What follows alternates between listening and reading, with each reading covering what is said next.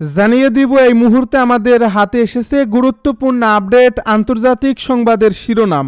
শুরুতেই থাকছে ভয়ঙ্কর পারমাণবিক ক্ষেপণাস্ত্র উৎক্ষেপণ ইরানের। এবারে জানিয়ে দিব ইসরায়েলের সেনা ক্যাম্প ইরানের ব্যাপক হামলা। এদিকে হাসিনা পুত্র জয়ের হুঙ্কার, নির্বাচন পণ্ডু করে দেবে আওয়ামী লীগ। সব শেষে জানিয়ে দিব ভেনেজুয়েলার সঙ্গে আলোচনা শুরু করতে পারে যুক্তরাষ্ট্র, বললেন ট্রাম্প। এতক্ষণ শুনছিলেন হাতে থাকা আপডেট সংবাদের শিরোনাম, এবারে বিস্তারিত। তবে তার আগে অনুরোধ রইল ভিডিওটিতে একটি লাইক এবং কমেন্ট করে জানিয়ে দিন ভিডিও সম্পর্কে আপনার মূল্যবান মতামত। আরও জানিয়ে দিন ভিডিওটি কোথা থেকে দেখছেন বা কোন জেলা থেকে দেখছেন। ভয়ঙ্কর পারমাণবিক ক্ষেপণাস্ত্র উৎক্ষেপণ ইরানের। আন্তর্জাতিক বিভিন্ন গণমাধ্যম সূত্রে জানা গেছে, ইরান একটি অত্যাধুনিক পারমাণবিক ক্ষমতা সম্পন্ন বলে সন্দেহ করা ক্ষেপণাস্ত্র পরীক্ষামূলকভাবে উৎক্ষেপণ করছে। আকাশ জুড়ে ধোঁয়ার রেখা আঁকতে থাকা এই উৎক্ষেপণ মুহূর্তেই উদ্বেগ বাড়িয়ে তুলছে প্রতিবেশী দেশগুলো থেকে বিশ্ব শক্তিগুলো পর্যন্ত। স্থানীয় কর্মকর্তাদের বরাতে জানা গেছে, দেশের দক্ষিণাঞ্চলের কৌশলগতভাবে গুরুত্বপূর্ণ দাসোতে কাবির পরীক্ষা কেন্দ্র থেকে ক্ষেপণাস্ত্রটি উৎক্ষেপণ করা হয়। এই ক্ষেপণাস্ত্রটি ঠিক কোন মডেলের তা আনুষ্ঠানিকভাবে জানানো না হলেও এটি দীর্ঘ পাল্লার এবং ভারী পেলোড বহনে সক্ষম এমন ইঙ্গিত পাওয়া গেছে। প্রত্যক্ষদর্শীরা জানিয়েছেন, ভোরের আগে হঠাৎ করেই তীব্র আলো ও বিকট শব্দ কেঁপে ওঠে আশপাশের এলাকা। আকাশে উঠে যাওয়া ক্ষেপণাস্ত্রটি কয়েক মিনিটের মধ্যেই রাডারের বাইরে চলে যায় বলে দাবি করছেন সামরিক পর্যবেক্ষকেরা। ইরানের প্রতিরক্ষা মন্ত্রণালয় এক বিবৃতিতে জানিয়েছে, এটি নিয়মিত প্রতিরক্ষা সক্ষমতা যাচাইয়ের অংশ এবং কোনো দেশের জন্য হুমকি নয়। তবে পশ্চিমা শক্তিগুলো অত্যন্ত সতর্ক প্রতিক্রিয়া জানিয়েছে। মার্কিন প্রতিরক্ষা দপ্তর পরীক্ষাটিকে উদ্বেগজনক বলে উল্লেখ করছে। অন্যদিকে ইউরোপীয় ইউনিয়ন এর প্রভাব পর্যবেক্ষণে জরুরি বৈঠকের আহ্বান জানিয়েছে। ইসরায়েলের সেনা ক্যাম্পে ব্যাপক হামলা। মধ্যপ্রাচ্যে আবার উত্তেজনার আগুন ছড়িয়ে পড়ছে। ইসরায়েলের এক গুরুত্বপূর্ণ সামরিক ঘাঁটিতে হঠাৎই সংঘটিত হয়েছে শক্তিশালী হামলা, যার দায় অস্বীকার না করলেও পরোক্ষভাবে ইরান সমর্থিত গোষ্ঠীগুলোর দিকে আঙুল উঠছে। আন্তর্জাতিক অঙ্গনে শুরু হয়েছে তীব্র নড়াচড়া। এটি কি বৃহত্তর সংঘাতের পূর্বাভাস? আজ ভোররাতের দিকে ইসরায়েলের উত্তরের একটি সামরিক ক্যাম্পে পরপর বিস্ফোরণের শব্দ শোনা যায়। স্থানীয় কর্মকর্তাদের বরাতে জানা গেছে, কমপক্ষে 4টি ড্রোন ও ক্ষেপণাস্ত্র লক্ষ্যবস্তুতে আঘাত হানে, যা ক্যাম্পের অস্ত্রাগার এবং যোগাযোগ ভবনে বড় ধরনের ক্ষতি করে। এই হামলার দায় নিশ্চিতভাবে কেউ স্বীকার না করলেও ইসরায়েলি প্রতিরক্ষা বাহিনী দাবি করছে, এটি ইরান পৃষ্ঠপোষকতা প্রাপ্ত বাহিনীর পরিকল্পিত আক্রমণ। প্রত্যক্ষদর্শীরা জানিয়েছেন, আকাশ জুড়ে আগুনের গোলা দেখা যাচ্ছিল এবং বিস্ফোরণের অভিঘাতে আশপাশের ভবনগুলো কেঁপে ওঠে।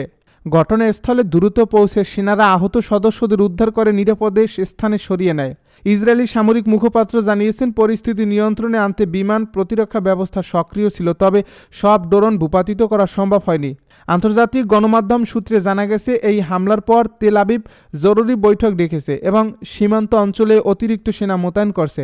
ইরানের পক্ষ থেকে এখনও সরাসরি কোনো বিবৃতি না এলেও তেহরানের ঘনিষ্ঠ সূত্রগুলো ইঙ্গিত দিয়েছে, এটি ইসরায়েলের সাম্প্রতিক সীমান্ত অভিযানগুলোর জবাব। জাতিসংঘ গভীর উদ্বেগ প্রকাশ করে দুই দেশকে সংযম অবলম্বনের আহ্বান জানিয়েছেন। যুক্তরাষ্ট্র ও ইউরোপীয় ইউনিয়ন পরিস্থিতি নিবিড়ভাবে পর্যবেক্ষণ করছে বলে জানায় এবং এই অঞ্চলে আরও অস্থিতিশীলতা সৃষ্টি হলে তা বৈশ্বিক নিরাপত্তার জন্য গুরুতর হুমকি হতে পারে বলে সতর্ক করেছে।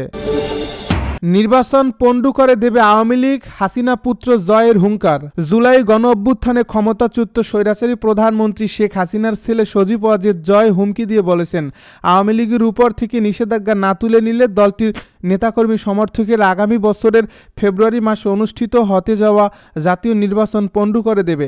একই সঙ্গে পরিস্থিতির অবনতি হলে আন্দোলন সহিংসতায় রূপ নিতে পারে বলেও হুঙ্কার দেন তিনি। রোববার ব্রিটিশ বার্তা সংস্থা রয়টার্সকে দেওয়া এক সাক্ষাৎকারে এই হুমকি দেন জয়।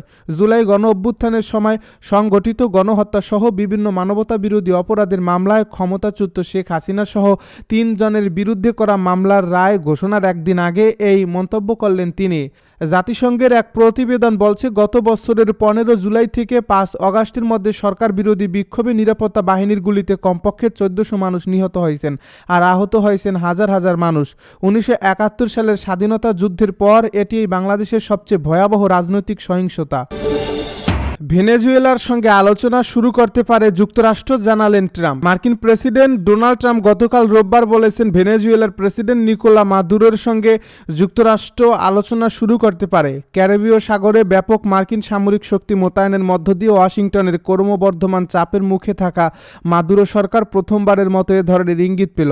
ট্রাম্পের এই মন্তব্য অঞ্চল জুড়ে ক্রমাগত বাড়তে থাকা উত্তেজনাপূর্ণ পরিস্থিতি প্রশমনের সম্ভাব্য পথগুলোর একটি হিসেবে বিবেচনা করা হচ্ছে। রোববার ওয়াশিংটনের উদ্দেশ্যে রওনা করার আগে ফ্লোরিডার ওয়েস্ট পাম বিচে সাংবাদিকদের ট্রাম্প বলেন, মাদুরোর সঙ্গে আমাদের কিছু আলোচনা হতে পারে, আর সেটির ফল কি হয় তা দেখা যাবে। তারা কথা বলতে আগ্রহী হবেন। মাদুরোর সঙ্গে সম্ভাব্য আলোচনার বিষয়ে ট্রাম্প বিস্তারিত বলেননি।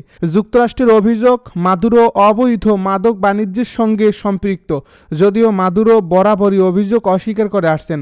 গত সপ্তাহে ট্রাম্প প্রশাসনের জ্যেষ্ঠ কর্মকর্তারা ভেনেজুয়েলাকে লক্ষ্য করে সম্ভাব্য সামরিক অভিযানের বিভিন্ন বিকল্প নিয়ে হোয়াইট হাউসে 3 দফা বৈঠক করেছেন। ভেনেজুয়েলা ভূখণ্ডের ভেতরে স্থল হামলার পরিকল্পনা নিয়েও পর্যালোচনা হয়েছে। নাম প্রকাশ না করার শর্তে কয়েকজন কর্মকর্তা রয়টার্সকে এমন তথ্য দিয়েছেন।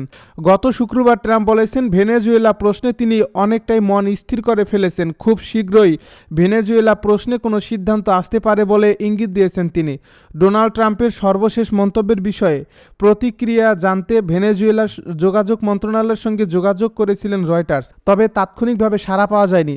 গতকাল রোববার মার্কিন পররাষ্ট্রমন্ত্রী মার্কো রুবিও বলেছেন, যুক্তরাষ্ট্র কথিত মাদক পাচারকারী সংগঠন কার্টেল দে লস সোলসকে বিদেশি সন্ত্রাসী সংগঠন হিসেবে ঘোষণার প্রস্তুতি নিচ্ছেন। এই ঘোষণা দেওয়ার পর যুক্তরাষ্ট্রে অবস্থানকারী কোনো ব্যক্তি ওই গোষ্ঠীকে কোনো ধরনের সহায়তা দিলে তা অপরাধ হিসাবে গণ্য হবে।